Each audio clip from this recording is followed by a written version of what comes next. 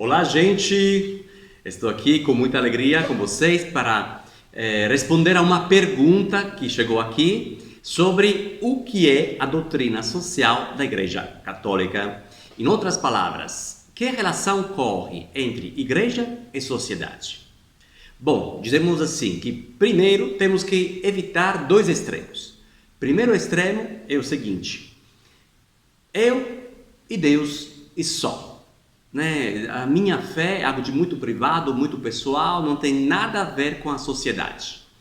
Eu e Deus, Deus e eu. Não, para a igreja isso não existe. Outro extremo é o seguinte: a minha fé tem que ser lei para todos. Então pego a Bíblia e né, destruo as pessoas dizendo o que é verdade, o que tem que ser respeitado, e pensando praticamente num estado religioso, que não seja leigo, onde todas as pessoas possam expressar a sua identidade. Então, esses dois extremos, não. Qual é, então, a justa relação entre igreja e sociedade?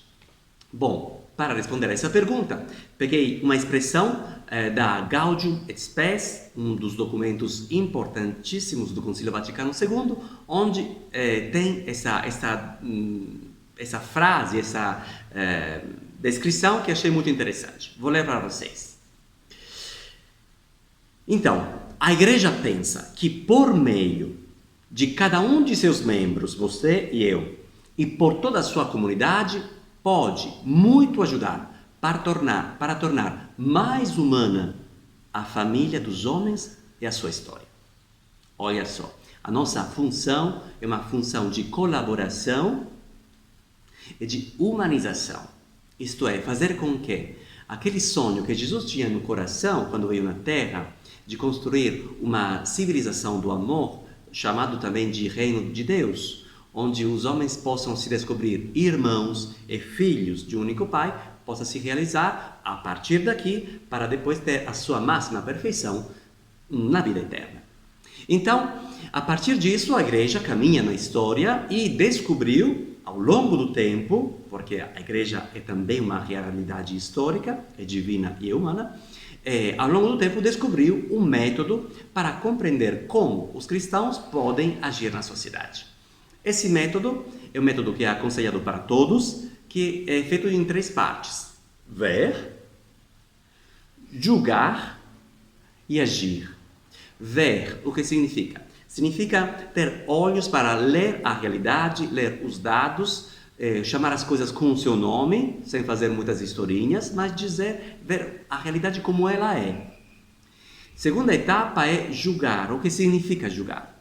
Significa ter como luz atrás da cabeça a palavra de Deus e o ensinamento da igreja, para que possamos compreender como esses dados como são iluminados pelos nossos princípios. Lembra que a palavra de Deus e o ensinamento da igreja tem que estar aqui atrás da cabeça para iluminar e não na frente dos olhos para cobrir a realidade.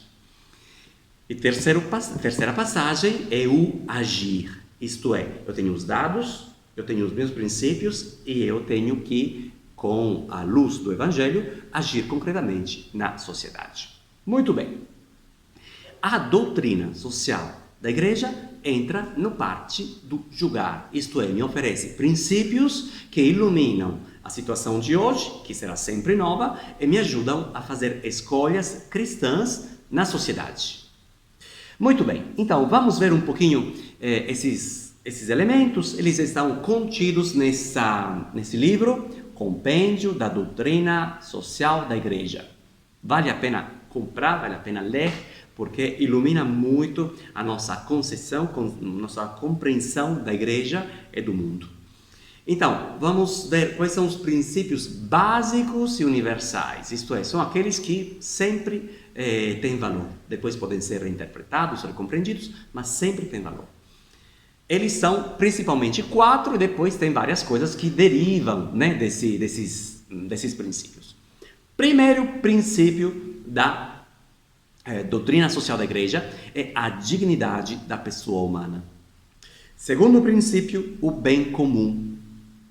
Terceiro princípio, vou tomar um cuidado aqui para falar, porque é um pouco difícil a palavra para mim, que sou estrangeiro, a subsidiariedade. Depois vamos escrever por aqui, né?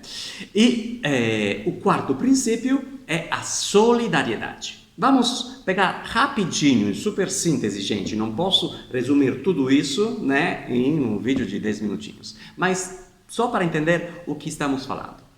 Quando a igreja fala da dignidade humana, né, da pessoa humana que tem que iluminar o meu agir na igreja, isto é, como eu posso agir na sociedade, né? Então, esse é um princípio fundamental. O que é que a igreja diz? Toda pessoa humana, isto é, significa batizado ou não, somos todos feitos à imagem e semelhança de Deus. Poderíamos dizer que se filho de peixe, peixinho é, filho de Deus, deusinho é. Então eu tenho que dar máxima dignidade a toda pessoa humana, do começo ao fim da vida dela, em qualquer situação ela se encontre. Doente, na cadeia, com todas as compreensões ou menos, com os erros, com as luzes que ela tem. Parte do princípio que a pessoa humana, ela é única, ela é irrepetível, ela é livre, ela é aberta ao transcendente e ela tem direitos e deveres inalienáveis. Ok? Isso é um princípio importantíssimo quando a gente tem que agir. Por exemplo, pena de morte é possível? Não. Nós, como igreja, não poderemos nunca mais apoiar isso, né? Porque tem a ver com a dignidade da pessoa humana. Segundo princípio, o bem comum. Olha que esse princípio ilumina o olhar inteiro da igreja sobre as realidades humanas. O que é que diz isso? O que é que entendemos como bem comum? Vou ler para você sempre na Gaudium et Spes, no número 26, esse conceito que é resumido. O conjunto, bem comum é o conjunto daquelas condições da vida social que permitem aos grupos e a cada pessoa de atingir de maneira mais completa e estável a própria perfeição. Isto é, nós não podemos pensar a uma pessoa que seja feliz sozinha, porque todos nós somos pensados como única família que pode alcançar esse bem só na dimensão de interligação uns aos outros. Tem uma palavra africana que é Ubuntu, né? Essa palavra belíssima que diz: eu sou porque nós somos. Eu não posso me pensar fora de um contexto de irmãos. De fato, Jesus falou Pai nosso, e não Pai meu. E também quando pediu o pão, pão nosso, não sou o pão meu. Não pode ser uma pessoa que exista feliz sozinha. O bem comum. Uma das aplicações concretas, né, no compêndio contidas aqui, do bem comum, é a destinação universal dos bens. Escuta aí uma coisa absurda, revolucionária que a igreja escreve. Deus destinou a terra, com tudo o que ela contém, para o uso de todos os homens e de todos os povos, de tal modo que os bens criados devem bastar a todos com equidade, segundo a regra da justiça inseparável da caridade. A regra da justiça inseparável da caridade, né? Gaudium et Spes, número 69. Bom, esse princípio dá uma luz sobre toda a dimensão da doutrina social da igreja. Até se fala assim, que se uma pessoa está com fome, vai numa casa e bate na porta, e nessa casa não dão o que é necessário para essa pessoa sobreviver, se essa pessoa pular a cerca, entrar na casa e pegar o que é necessário para ela comer, isso não é pecado, isso não é crime, porque a pessoa está pegando o que pertence a ela, isto é, uma destinação universal dos bens, para que cada um é um filho de Deus que merece e que recebeu por direito natural os bens da terra necessários para a sobrevivência, para a sua realização. Muito bem.